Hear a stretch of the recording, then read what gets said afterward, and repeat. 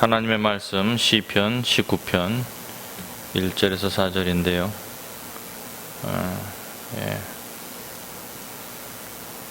자, 함께 읽읍시다. 시작.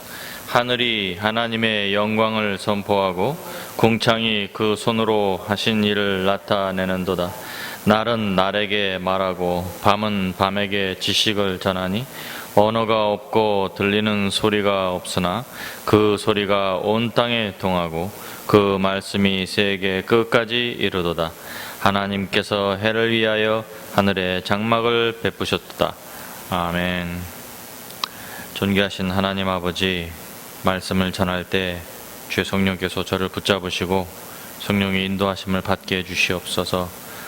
이 말씀을 듣는 자들에게 주님이 은혜를 베푸셔서 듣는 귀를 주시고 심령을 주님께서 열어주셔서 생명의 말씀을 듣고 하나님을 발견하게 해주시옵소서. 예수님 이름 드리고 기도하옵나이다. 아멘.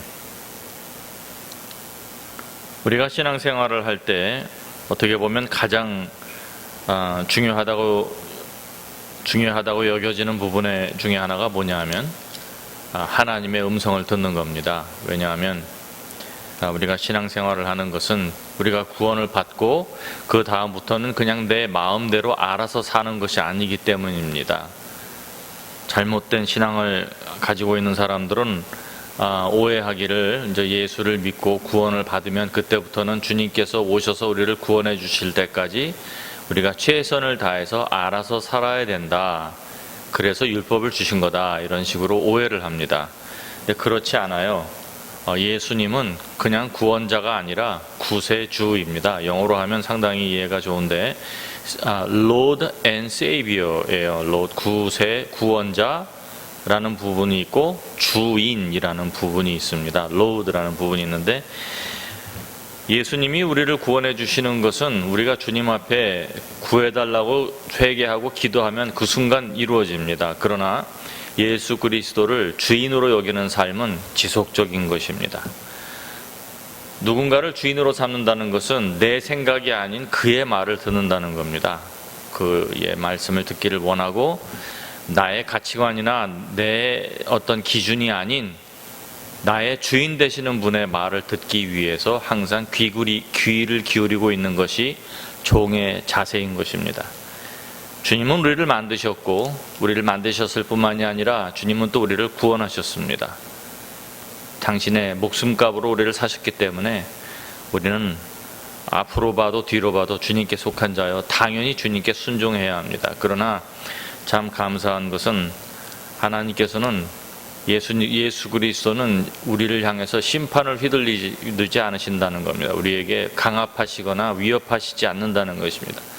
주님은 우리가 이해하고 또 마음을 숙여서 주님 앞에 드릴 수 있을 때까지 종종 매우 오랫동안 기다리시고 참으시며 인내하시는 것입니다. 그래서 그것을 주님은 하나님의 사랑이다. 성경은 하나님의 사랑이다. 이렇게 얘기를 합니다.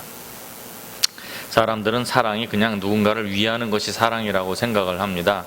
근데 종종 그것이 내가 생각하기에 위하는 것을 하죠, 우리는. 그런데 주님은 그렇게 하지 않으십니다. 주님은 종종 정말 우리에게 필요한 것이 뭔지 아시고 그것을 우리에게 알려주시고 우리가 그것을 이해하지 못하거나 싫어할 때 주님은 종종 기다려 주십니다. 우리도 그런 방법으로 사랑하는 자들에게 대할 필요가 있습니다. 사람들은 음성을 듣는다고 할 때 대개 메시지를 받는다는 말을 들을 때 어떤 언어, 글 이런 메시지를 생각을 합니다. 그런데 하나님께서 우리에게 말씀하시는 방법은 꼭 언어나 글로만 주시는 것이 아니라는 것입니다. 종종 주님께서는 성경은 우리에게 분명히 선지자들과 또 아들을 통해서 우리에게 마지막 날에 말씀하셨고 선지자들을 통해서 말씀하시고 또 선지자들에게 말씀을 하실 때 종종 구약 성경에는 꿈과 환상으로 그들에게 말씀하셨다 이렇게 얘기를 하십니다.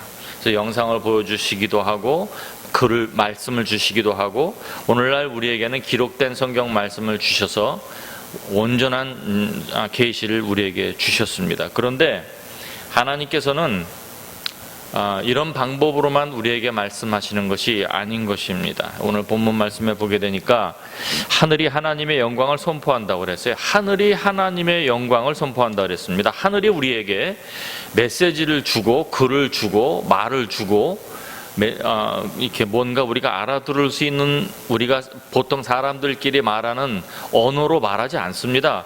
하늘은 하늘의 언어가 있고 자연은 자연의 언어가 있습니다. 우리가 그것을 아는 것이 지혜인 것입니다. 하나님께서 만드신 창조물을 통해서 우리에게 계속 계시하시고 말씀하신다고 로마서에 말씀을 하셨습니다. 그래서 하나님이 보시기에 하나님의 창조하신 것을, 그곳에서 사는 우리들이 그 창조하신 것들을 볼 때에 우리에게 하나님을 발견할 수 있고 하나님의 메시지를 이해할 만한 지혜가 우리 안에 있다는 거예요. 주님께서 그렇게 만들어 놓으셨기 때문에 우리가 이 세상을 사는 사람들에게 나는 하나님을 알 방법이 없었습니다 하고 핑계하지 못한다는 겁니다. 그것은 받아들여지지가 않는다는 거예요. 많은 사람들이 그런 질문을 하고 의문을 갖습니다. 하나님을 알지 못하고 하나님이 뭔지도 모르고 죽은 사람들은 어떻게 됩니까? 성경은 우리에게 분명히 말합니다. 하나님께서 우리에게 하나님을 발견할 만한 지혜를 우리 안에 모든 사람이 가지고 있게 하셨다는 겁니다. 그래서 아직 예수 그리스도가 오시기 이전에 하나님을 알 수 있는 방법이 있었던 것입니다. 우리가 한 예를 들자면 아브라함을 만났던 멜기세덱이라는 제사장이 있습니다. 그는 왕이요 제사장이고 살렘의 왕이요 제사장이었는데 그는 아직 아브라함을 만나기 이전부터 지극히 높으신 하나님, 이 만물을 지으신 하나님을 섬기는 제사장이었고 하나님을 섬기는 자였습니다. 어떻게 그가 알았을까요? 하나님께서 그에게 만물을 통해서 계시해 주셨고 그가 아브라함을 만났을 때 자기가 섬기는 그 하나님이 곧 아브라함의 계시를 통해서 나타난 하나님이라는 것을 고백했던 것을 우리가 볼 수가 있습니다. 어쨌든 성경은 우리에게 반복적으로 얘기를 합니다. 하나님이 지으신 것들이 하나님을 우리에게 증거한다는 것입니다. 그것을 만드신 분이 계시며 그것을 만드신 분이 계시다는 것뿐만이 아니라 만물들이 우리에게 하나님의 메시지를 반복적으로 주고 있다는 것입니다. 씨를 심으며 열매를 따며 해가 나오며 낮이 되고 밤이 되며 해와 달과 별들이 올라오고 사철의 별자리가 바뀌고 사철이 있으며 수확기와 심는 때가 있고 이런 모든 내용들이 메시지라는 것입니다. 그래서 예수님께서 우리에게 씨 뿌리는 자의 비유를 말씀하실 때 그것을 뭐라고 제목을 붙이셨냐면 이것은 천국의 비밀인데 이렇게 말씀을 하신 것을 볼 수가 있습니다. 하나님의 놀라운 비밀은 굉장히 일상적인 것에 숨겨져 있다는 것을 사람들이 항상 보기 때문에 그것이 뭔지 모른다는 것입니다. 그러나 하나님은 만물을 통해서 자기를 이미 나타내신다는 것입니다. 하늘이 하나님의 영광을 선포하며 궁창이 그 손으로 하신 일을 나타낸다, 계시한다 했습니다. 날은 날들에게 말하고 밤은 밤에게 지식을 전한다 그랬어요. 근데 어떻게? 언어도 없고 소리도 없이 지식을 전한다는 겁니다. 참 신기하지 않습니까? 설명도 없고 언어도 없고 소리도 없는데 어떻게 지식이 전달이 될까요? 주님은 그런 일을 우리에게 이루어 주신다는 것입니다. 아까도 말씀드린 것처럼 하나님께서는 우리에게 직접 나타나셔서 여러 가지 방법으로 우리에게 나타나셔서 말씀하실 수 있습니다. 천사를 보내서 천사의 현현으로 우리에게 말씀하실 수도 있고 또 꿈에 나타나셔서 우리에게 말씀하실 수도 있어요. 여러분 이 꿈이나 그 비전, 환상은 사람들끼리 사용할 수 있는 커뮤니케이션의 수단이 안 됩니다. 내가 저 사람에게 이런 꿈을 꾸게 할 수 있는 사람은 이 세상에 없어요. 그러므로 모든 꿈이 하나님께서 주시는 꿈은 아닐지라도 꿈과 환상은 하나님께서 사용하시는 수단인 것이 분명합니다. 그리고 하나님께서 아들을 통해서 우리에게 말씀하셨고 또 약 1600년 동안에 40인의 사람을 성령님으로 감동시키사 오늘날 놀라운 영적 기록체인 이 성경을 우리에게 주셨다는 것을 볼 수 있습니다. 우리가 함께 강해 설교를 듣고 좀 딱딱한 기분이 들 수도 있지만 수요 강해 설교를 들으면서 사실은 그 안에는 그냥 이 기록이 그냥 기록이 아니라 지난 일과 현재와 앞으로의 일과 심지어는 영적 세계의 일까지도 거기에 다 심겨져 있고 그것을 찾는 자들에게 알게 하시고 보여준다는 사실을 우리가 경험할 수 있는 것입니다. 옛적의 선지자들로 여러 부분과 여러 모양으로 우리 조상들에게 말씀하신 하나님께서 이 모든 날 마지막 날에 아들로 우리에게 말씀하셨다고 했습니다. 그래서 예수 그리스도는 부활하셔서 하늘로 올라가셨지만 우리에게 그 아들의 영이고 진리의 영이신 성령님을 우리에게 보내주셔서 우리가 하나님의 소속이고 소유물, 하나님의 소유라는 인침을 우리에게 증거를 주셨습니다. 그래서 성령을 가진 자마다 아들의 영을 가진 자들이요, 하나님의 약속을 받은 자들이요, 하나님의 택함을 받은 자들이요, 하나님께 속한 자들이요, 하나님의 언약을 받을 자이라는 것입니다. 이것을 굳게 믿는 것이 우리의 신앙인 것입니다. 꿈이나 환상을 통해서 하나님을 만나고 보는 것은 항상 있는 일은 아닙니다. 그러나 또 말씀을 보다가 말씀 안에서 뭔가 깨달음을 얻고 하는 것은 어느 정도 보편적이라고 볼 수 있습니다. 그러나 그것보다 정경이 있기도 전에, 모든 것이 있기도 전에 가장 많이 하나님께서 사용하시는 것이 뭐냐면 오늘 본문에 읽은 것 같은 사건입니다.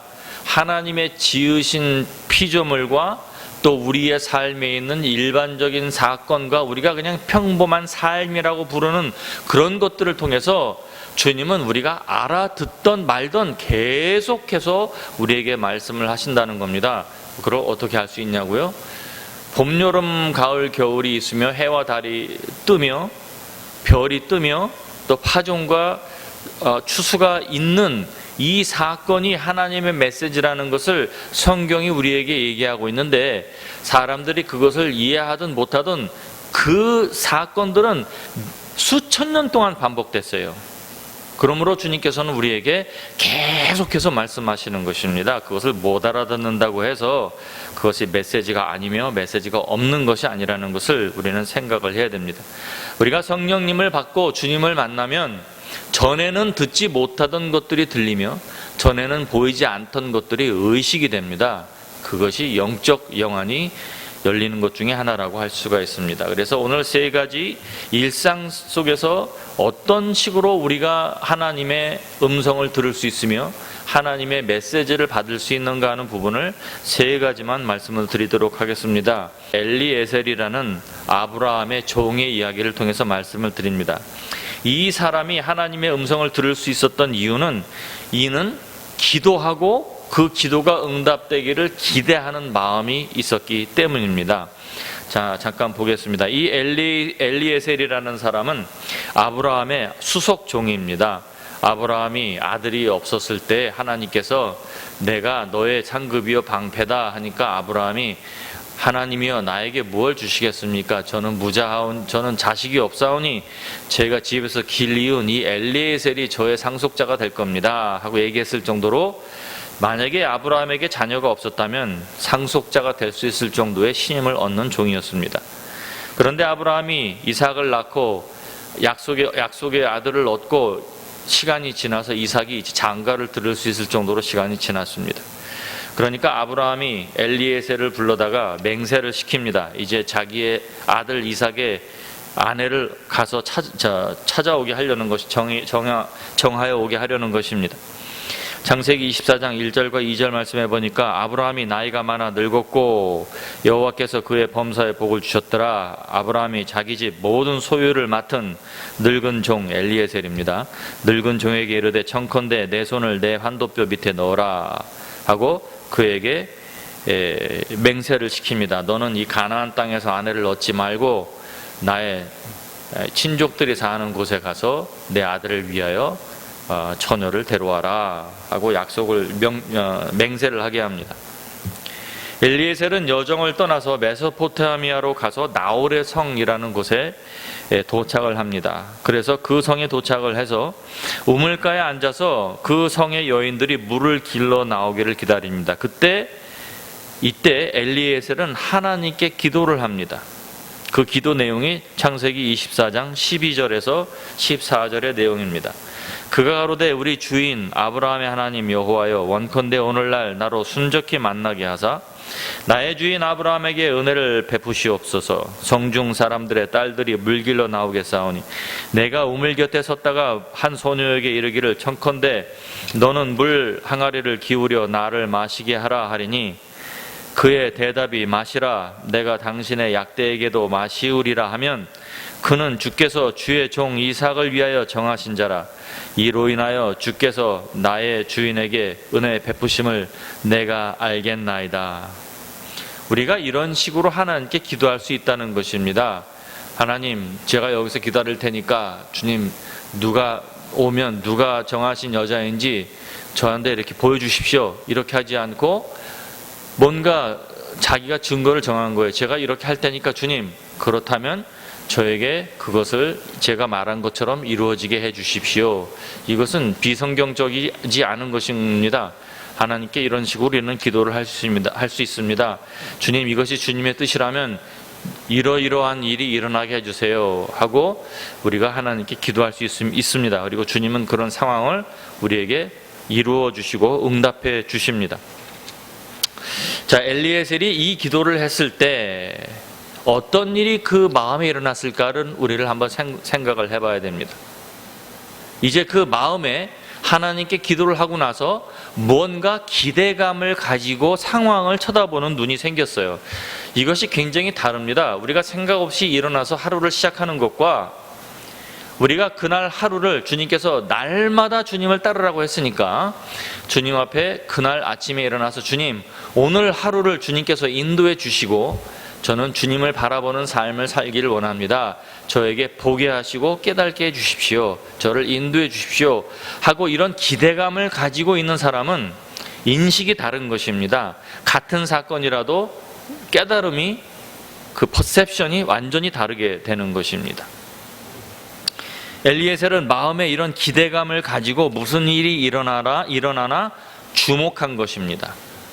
이것이 바로 바라보고 기대하는 겁니다. 주님의 오심을 바라보라, 주의하여 바라보라, watch. 이게 바로 이런 모습을, 뭔가 이제 일어나겠구나 하고 쳐다보고 있는 것을, 기대하고 있는 것을 말하는 것입니다. 말을 마치지 못하여 15절에 보니까 창세기 24장 15절에 보니까 말을 마치지 못하여 리브가가 물 항아리를 어깨에 메고 나오니 그는 아브라함의 동생 나홀의 아내 밀가의 아들 부두엘의 소생이라. 우연인가요? 아니라는 겁니다. 우연은 없다니까요.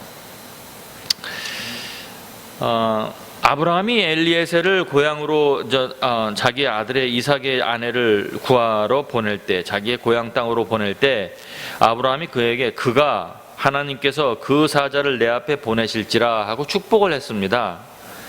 그러니까 혹시 엘리에셀이 기도를 하지 않았더라도 이 리브가가 와서 우물가에 나왔을 수 있고, 또 나와서 물을 달라고 했는데 물도 먹이고 낙타도 먹이고 이런 친절한 일을, 본문에 있었던 일을 다 했을 수 있습니다. 아마도 했을 것입니다. 그러나 엘리에셀이 아무런 기도도 하지 않았더라면 그 하나님의 메시지가 전혀 인식됨이 없이 지나갔을 것이라는 것입니다.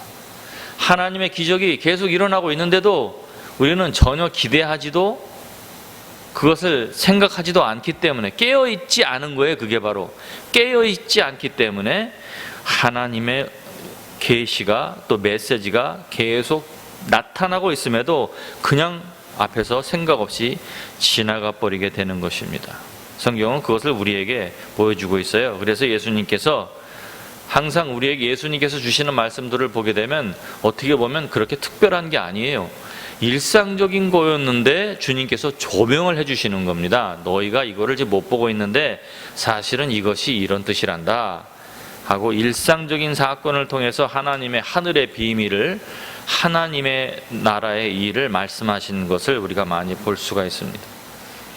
창세기 24장 21절로부터 24절에 보니까 엘리에셀에게 이제 그가 기도한 대로 리브가가 나와서 친절한 행위를 다 행했습니다. 그러니까 거기서 바로 박수를 치면서 하나님 감사합니다 하고 바로 받아들이지 않았어요.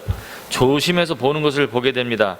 정말 이것이 혹시 우연인가 아니면 정말 하나님의 역사하심인가를 봤다는 거예요. 그 사람이 21절 그 사람이 그를 묵묵히 주목하여 여호와께서 과연 평탄한 길을 주신 여부를 알고자 하더니, 이게 이렇게 하는 것이 좋은 것입니다. 이것이 불신이 아니며 의심하는 게 아니에요. 많은 사람들이 뭔가 이상한 영이 맞히면 바로 그것에 넘어갑니다. 그러나 이것이 정말 하나님의 영인지 하나님의 계시인지 하나님의 역사하신지인지를 우리는 또 확인할 필요가 있는 것입니다. 약대가 마시기를 다하매 그가 반세겔을 금고리 1개와 13겔 중 금 손목고리 1쌍을 그에게 주며 가로되 내가 네 딸이냐 청컨대 내게 고하라. 내 부친의 집에 우리 유숙할 곳이 있느냐. 그 여자가 그에게 이르되 나는 밀가가 나홀에게 낳은 아들 부두엘의 딸이니이다. 이 말을 들었을 때 이 엘리에셀은 하나님의 응답, 이 사건이 하나님의 응답이며 하나님의 계시임을 확신을 합니다.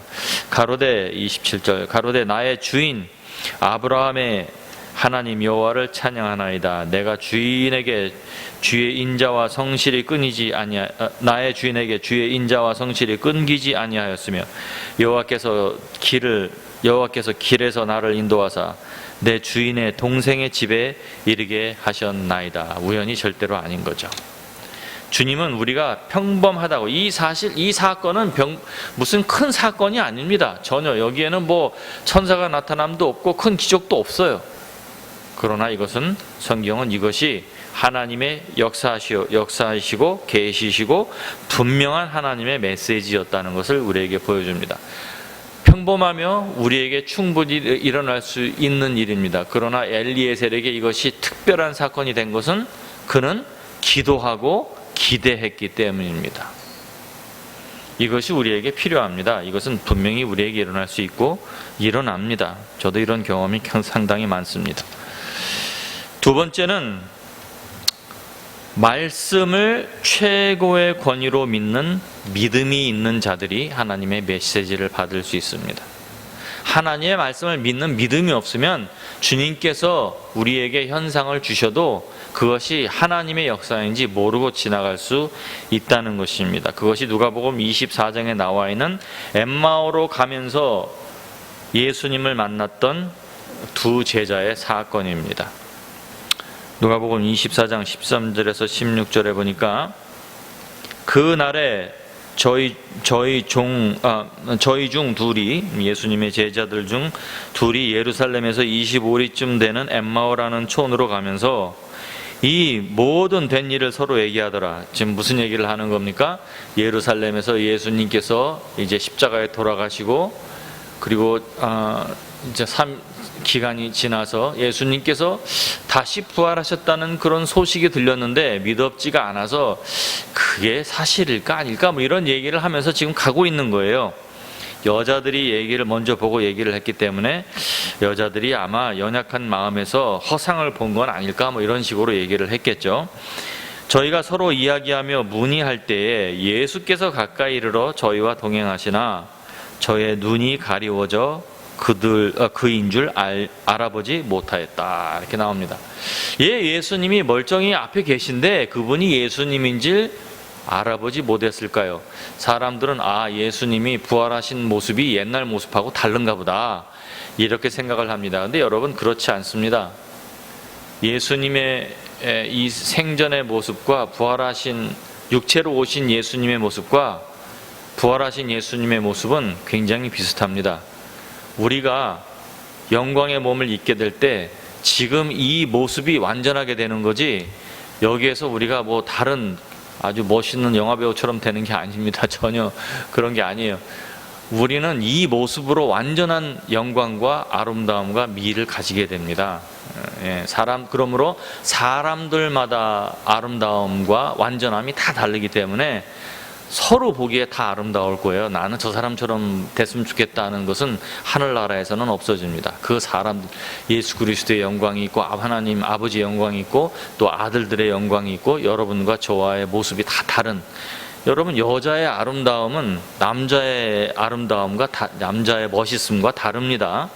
남자가 여자애 같이 아름다우면 그건 좀 이상한 거죠. 요새 또 그렇게 말하면 모르겠습니다. 요새 하여튼 세상이 하도 요상해서 그런데 당연한 게 당연하지 않은 게 돼버리니까 좀 그런데요. 예수님이 앞에 계신데도 예수님이 누군지를 모릅니다. 왜 그렇습니까? 우리는 보통 눈으로 본다고 생각을 하지만 마음이 가려져 있으면 눈으로 봐도 우리는 모릅니다. 눈으로 멀쩡히 봐도 마음이 가려져 있기 때문에 볼 수가 없는 거예요. 왜 이 엠마오로 가고 있는 두 제자의 마음이 뭐에 가려져 있었을까요? 그 마음에는 보통 사람들이 가지고 있는 일상적인 진리가 하나 있었어요. 사실이 있었어요. 그게 뭐냐? 죽은 사람은 나타나지 않는다는 거예요. 이미 장사에서 죽은 사람이 나타나서 자기와 함께 동행해서 걷는다는 것은 있을 수 없는 일이라는 겁니다. 그거는 누구나 인정하며 누구나 알고 있는 일입니다. 만약에 예수님께 그냥 돌아가셨다면 당연히 이 사람들의 생각이 맞습니다. 예수님이 돌아가셨고 예수님이 다시 부활하신다는 말씀이 없었다면 예수님이 그곳에 나타나실 수도 몰라보는 게 당연한 것입니다. 예수님도 그것을 책망하지 않으셨을 것입니다. 그러나 그것이 아니라 예수님께서 돌아가시기 전에 분명히 인자가 죄인의 손에 넘겨 십자가에 못 박히고 제3일에 다시 살아나리라 하고 말씀을 했는데 사람들, 제자들은 이해가 안 되기 때문에 그게 무슨 소린가 하면서 그냥 듣고 지나갔어요. 그러므로 그들의 마음에는, 여러분이 잘 생각해 보십시오. 그들의 마음에는 죽은 사람은 살아나지 않으며 부활하지 않는다는 일반적인 불변의 진리가 그 안에 있습니다. 그런데 예수님께서 그런 것을 진리로 믿는 사람들 마음에 인자가 3일 만에 다시 살아나리라 하고 말씀을 했습니다. 그 말을 한 사람이 일반인이 아니라 천지를 지으신 예수 그리스도입니다. 진리이신 예수님이 그 말을 했어요. 예수님의 말씀은, 하나님의 말씀은 모든 진리 위에 가장 높은 권위를 갖는 것입니다. 그것을 믿는 것이 우리의 신앙인 것입니다. 예수님이 무슨 말씀을 하시면 우리는 우리가 지금까지 가지고 있던 일반적인 진리를 무너뜨리는 것입니다. 그리고 그것을 믿는 것입니다. 그래서 성경 말씀에 하나님의 말씀은, 우리의 무기는, 하나님의 강력은 세상적인 무기가 아니라는 것입니다. 하나님의 말씀은 세상적인 파워가 아니라는 거예요. 어떤 파워냐? 우리 안에 있는 나를, 하나님의 말씀을 못 믿게 하고 대항하게 하는 내 안에 있는 이 견고한 진들을 무너뜨리는 강력이다 하고 말씀을 하신 것입니다.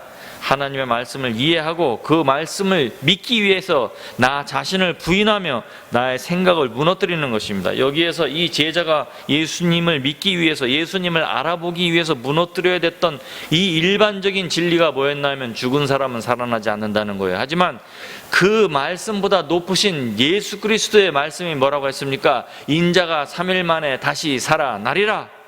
그러면 그 일반 진리가 차선이 되는 겁니다. 그래서 예수님께서 그들에게 이렇게 말씀하십니다. 가라사대 미련하고 선지자들의 말한 모든 것을 마음에 더디 믿는 자들이요. 왜? 예수님께서만 말씀하신 것이 아닙니다. 예수님께서 오시기 이전에 모세의 글과 선지자들의 글과 많은 성경의, 구약 성경의 내용에 인자가 오셔서 이런 일을 겪으시고 그리고 다시 영광으로 일어나신다는 사실을, 부활의 이야기를 끊임없이 해왔던 것입니다. 그런데 그것이 일어나지 않았고 사람들은 죽으면 돌아오지 않았기 때문에 사람들이 이것을 믿지 않았고 예수 그리스도를 하나님의 택하신, 하나님의 하나뿐인 독생자 예수로, 희생양으로 믿지 않았기 때문에 이것을 이해하지 못한 것입니다.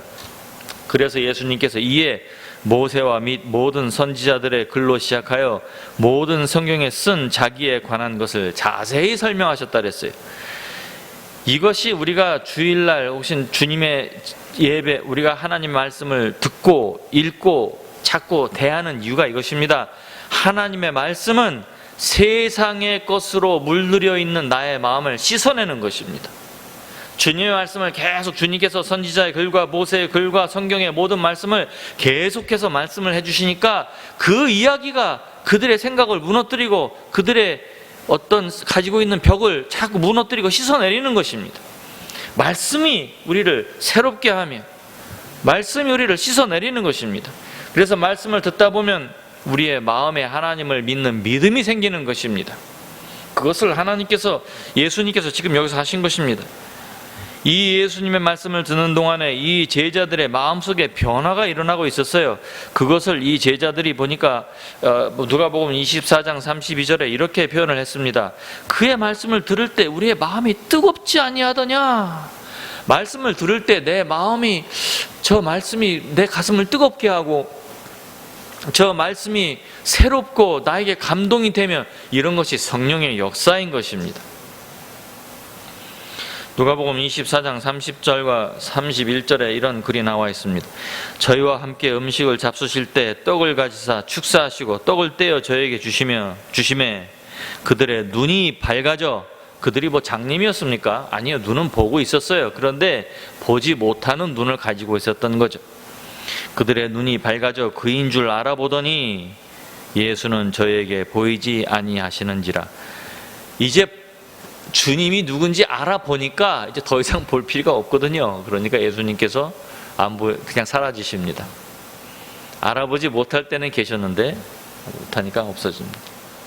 이렇게 하나님의 말씀을 믿는 믿음을 가진 사람들이 예수님을 예수님으로, 하나님의 계시로, 메시지를 하나님의 메시지로 인식할 수 있으며 확신할 수 있는 것입니다. 세 번째로 하나님의 말씀을 들을 수 있는 자는 마음이 가난한 자, 마음이 겸손하고 겸허한 자들이 하나님의 말씀을 들을 수 있는 것입니다. 교만한 자는 하나님의 말씀이 우리에게 와도 그것을 인식을 못합니다. 그 사건이 에스더에 나와 있습니다. 에스더는 참 재미있는 책입니다. 여러분, 에스더를 보게 되면 다른 출애굽기나 창세기의 내용과 다르게 에스더에는 기적의 사건이 하나도 없습니다. 에스더를 보게 되면 아주 재미있는 사극을 보는 것 같은 느낌이 들어요. 에스더에는 천사의 출현도 없으며 홍해가 갈라지는 사건도 없고 10가지 재앙도 없습니다. 그런데 에스더는 분명히 하나님의 영감으로 쓰여진 책이며 하나님의 메시지가 들어있는 놀라운 책입니다. 어떻게 보면 오늘날 평범한 삶을 사는 우리 일반인들에게 가장 가까이 다가올 수 있고 하나님의 메시지를 인식하게 하는 좋은 책이라고 할 수 있습니다. 이 에스더의 사건 중에 하나가 뭐냐면 하만이라는 못된 사람이 있었는데 하만은 권위를 즐기는 사람이었습니다. 그래서 아하수에로 왕의 인정을 받아서 제2인자가 돼서 거기 있는 신하들과 백성들에게 굴복을 받아내며 절받고 경배받는 것을 좋아했습니다. 그런데 모르드게라는 사람이 그것을 받지를 않고 자기는 유대인이라는 말을 하면서 거기에 굴하지를 않으니까 이 하만이 계획을 세웁니다. 뭐냐면 네가 유대인이라고? 그래, 너뿐만이 아니라 내가 속해 있다는 유대인들까지 다 죽여버리겠다 하고 내가 내 이 권력을 가지고 할 수 있어. 그래서 왕의 인장을 가져다가 자기 마음대로 칙령을 내려서 모르드게가 속해 있는 모든 유대인들을 다 척살할 것을 계획을 합니다. 이런 일이 일어날 때에 모르드게는 이런 일이 일어나고 있다는 사실을 깨닫고는 어떻게든지 이 일을 막아보려고 애를 쓰는데 자기가 할 수 있는 방법은 자기의 사촌 동생으로 키운, 딸처럼 키운 사촌인 에스더라는 왕비에게 소식을 전하는 방법밖에 없었어요. 그러나 함부로 왕궁에 들어가거나 왕비의 전에 들어갈 수가 없었기 때문에 그 대궐 앞에서 항상 기회를 기회를 기다리고 있었습니다. 근데 거기서 있다 보니까 내시들이 거기서 무슨 얘기를 하는 게 한번 옛날에 들린 적이 있었어요. 그게 뭐였나 하면 이 내시들이 왕을 독살해서 죽이려는 그런 역청모의를 하고 있는 것을 듣고 그것을 고발을 했습니다. 그래서 그 고발 내용을 왕이 보니까 이제 그 관리가 보니까 사실이었어요. 잡아서 신문을 해보니까 사실이었어요. 그래서 내시들을 잡아다가 모두 처형을 시키고 이제 놀라운 공을 세웠는데, 그것이 아하수에로 왕까지 올라가지 않았던지 역사책에 기록만 되고 아무런 상급이나 보상도 받지 못했습니다. 여러분, 우리가 이런 일이 일어나면 좋은 일을 해도 소용이 없어.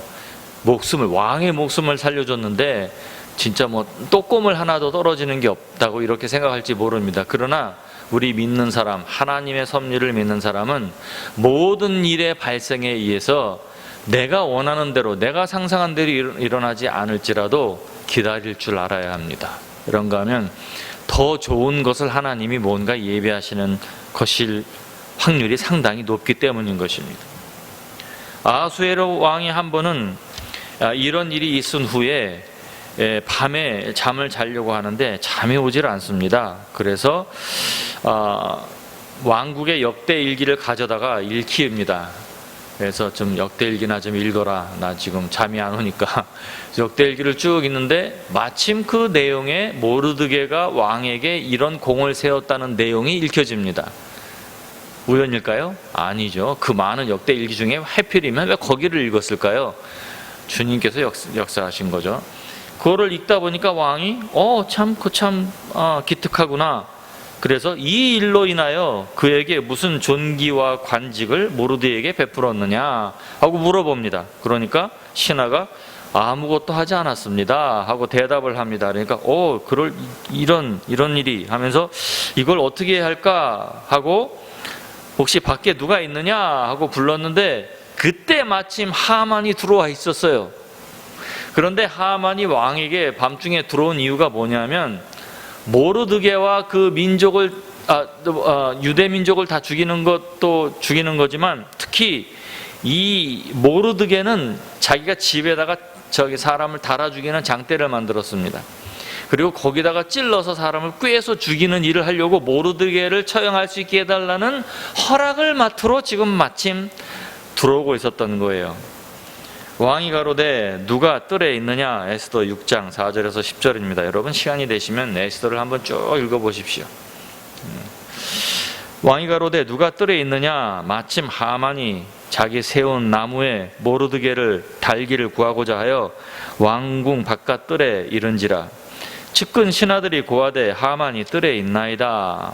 왕이 가로되 들어오게 하라 하니 하만이 들어오거늘 왕이 묻되 왕이 존귀케 하기를 기뻐하는 사람에게 어떻게 하여야 하겠느냐? 하만이 심중에 이르되 왕이 존귀케 하기를 기뻐하는 자는 나 외에 누구리요? 이건 겸손한 사람이 가질 수 없는 마음가짐이죠. 교만한 사람이나 나 외에 왕이 존귀하게 하고 나 외에 상 받을 사람이 누가 있겠느냐? 나 외에 저 영광을 얻고 저 높은 자리에 앉을 사람이 누가 있겠느냐? 심중에 이런 생각을 갖는 사람은 마게 된다는 것입니다. 중심을 보시는 하나님 앞에 정말 그 겸손이 진짜여야 되는 거예요. 왕이 존귀케 하기를 기뻐하는 자는 나 위에 누구리요? 하고 왕께 이르되 왕께서 사람을 존귀케 하시려면 왕의 입으시는 왕복과 왕의 타시는 말과 머리에 쓰시는 왕관을 취하고 그 왕복과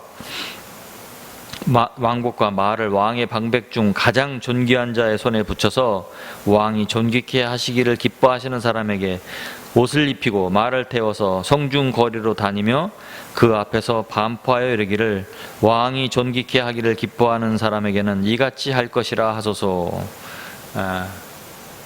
여러분 이 말씀을 읽으면서 주님께 정말 순종하며 주님께 상받을 삶을 산 사람들에게는 주님께서 이렇게 하실 것입니다. 저는 정말 믿어요. 이런 영광을 얻게 될 것입니다. 정말 감당하기 어려운 영광을 하나님께서 주실 거예요. 이렇게 하소서 하면서 이제 하만은 자기에게 그렇게 영광이 올 것을 생각을 했어요. 그런데 이에 왕이 하만에게 이르되 너는 내 말대로 속히 왕복과 말을 취하여 대궐문에 앉은 유다 사람 모르드게에게 행하되 무릇 내가 말한 것에서 조금도 빠짐이 없이 하라. 이것이 바로 주님께서 성경에 나와 있는 하나님께서 원수 앞에서 내게 상을 베푸신다는 내용입니다. 나를 멸시하고 나를 천대하며 나를 핍박했던 그 사람들 앞에서 하나님께서 그들을 심판하는 게 어떤 심판 뭐냐 하면 저에게 그들 앞에서 상을 주는 겁니다. 얼마나 수치스럽겠어요, 그 사람들은. 우리가 아무리 많은 복수를 거기다 한다고 해도 그런 만족은 없을 것입니다. 이것이 하나님의 방법인 것입니다. 이것을 이루려면 기다려야 되는 거예요, 주님을. 그런데 이 사건은 놀랍게도 하나님께서 하만에게 주시는 메시지인 거예요. 모르드게를 죽이려고 장대에 달으려고 들어갔는데 자기가 원하는 결과가 아니라 오히려 자기의 대적이고 자기가 죽이려고 했던 대상을 왕의 옷을 입히고 왕의 말 위에 앉히고 자기가 종이 돼서 끌고 다니면서 존귀한 자가 왕을 기뻐하게 하는 자는 왕을 기뻐하게 하는 자는 이런 존귀함과 영광을 입으리라 하고 자기가 말을 하면서 다니게 자기의 원수에게 존귀함을 입히는 일을 하게 돼버렸어요. 얼마나 그 마음이 괴로웠을까요? 이렇게 자존심이 강하고 교만으로 똘똘 뭉친 사람이 이런 일을 하려니 아마 죽기보다 싫은 상황이었을 것입니다. 얼마나 이 하만이 괴로웠을까요? 그런데 하만은 이 일이 그냥 재수 없어서 일어났다고 생각을 한 거예요. 그러나 이것은 메시지인 것입니다. 네가 그렇게 계속 교만하게 굴면 너는 굴종을 당하며 망하게 된다는, 빨리 회개하라는 하나님의 자비의 메시지였던 거예요. 그런데 이 일을 다 행하고 모르드게가 이제 막 머리에서 열불이 났겠죠. 그래서 너무 화가 나서 집으로 돌아갔습니다. 6장 12절에 보니까 모르드게는 다시 대궐문으로 돌아오고, 모르드게는 도대체 이 일이 무슨 일인가, 왜 일어났나도 몰라요. 지금 자기의 관심은 지금 왕의 왕복을 입고 이런 뭐 칭송을 받는 게 아니에요. 지금 다 죽게 생겼으니까 빨리 대궐 앞으로 가고 싶은 마음인 거예요. 근데 모르드게는 다시 대궐문으로 들어와서 다시 무릎 꿇고 다시 기다립니다. 하만은 번뇌하여 머리를 싸고 급히 집으로 돌아와서 자기가 당한 모든 일을 그 아내 세레스와 그 모든 친구에게 고했어요. 다 얘기를 합니다. 그러니까 그중 지혜로운 자와 그 아내 세레스가 참 신기한 말을 해줍니다. 뭐라고 하냐면 가로되 모르드게가 과연 유다의 족속이면 당신이 그 앞에서 굴욕을 당하기 시작했기 때문에, 당신이 지금 그를 죽이러 갔다가 오히려 존귀하게 하고 왔지 않느냐, 이런 일이 일어난 것을 보니 이 일이 시작되었으니 능히 저를 이기지 못하고 분명히 그 앞에서 엎드려지리라. 이 사람들은 이게 지혜인 것입니다. 여기에서 겸손한 사람이었다면 바로 모르드게에게 달려가서 사죄를 하고 그리고 자기의 칙령을 다시 다 취소를 했을 것입니다. 그런데 교만에 똘똘 뭉친 하만은 그럴 마음도 없었고 이것이 메시지라는 것을 전혀 볼 수가 없는 거예요. 사람들의 삶이 이런 일이 일어남에도 불구하고, 현상들이 일어남에도 불구하고 사람들은 여전히 하나님을 원망하며 하나님께 주먹질을 합니다. 다른 사람을 핑계하며 나는 억울하다고 얘기를 합니다. 이런 사람들이 교만한 사람들의 표상인 것입니다.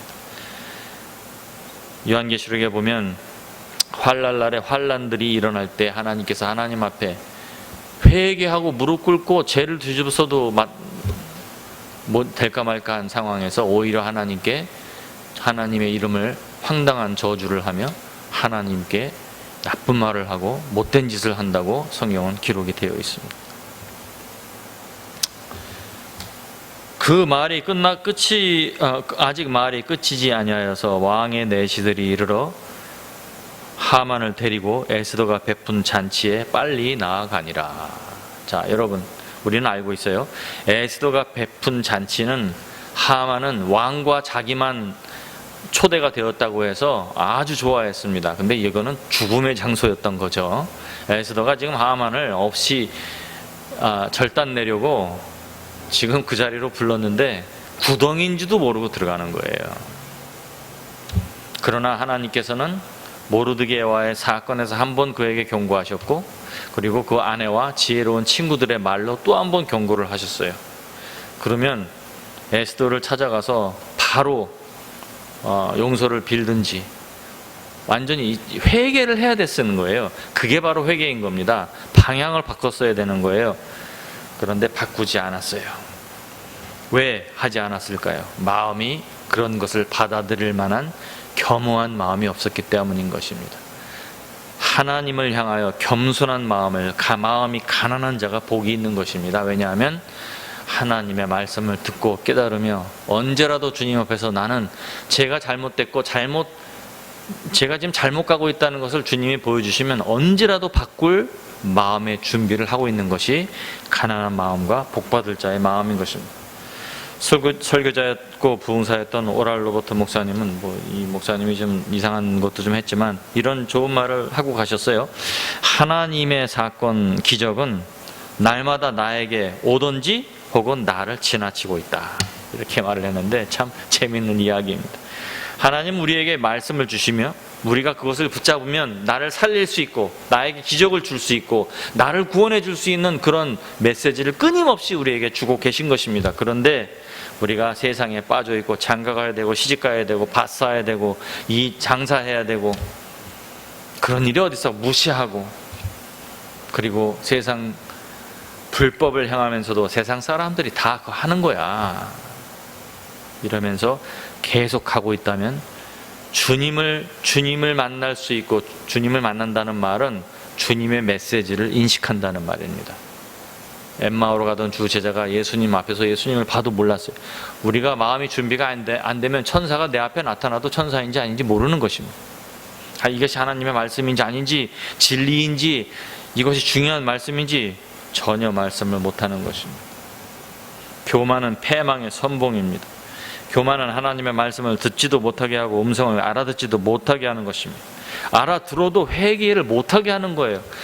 내가 이거를 하면 사람들이 나를 얼마나 우습게 볼까 못하는 겁니다. 그러나 내 영혼이 지옥에 던져지면 그 자존심이 무슨 소용이 있습니까? 차라리 여기서 창피를 당하는 게 나은 것입니다. 여기에서 가난을 당하는 것이 나은 것입니다. 여기에서 오히려 어려움을 당하는 것이 훨씬 나은 것입니다. 여기에서 가난하며 절망적이며 괴롭게 살라는 이야기가 아닙니다. 주님을 택하기 위해서 그것을 할 수밖에 없다면 그렇게 하라는 거예요. 그러나 주님은 우리에게 살 길을 열어주시며 우리에게 메시지를 주시며 날은 날들에게 밤은 밤에게 메시지도 없고 말도 없지만 소리가 없지만 지식을 전하며 메시지를 전하며 주님 우리에게 지금도 날마다 우리에게 이런 놀라운 계시를 주고 계시다는 사실을 믿는 믿음으로 사시는 여러분 되시기를 축원드립니다. 기도하겠습니다.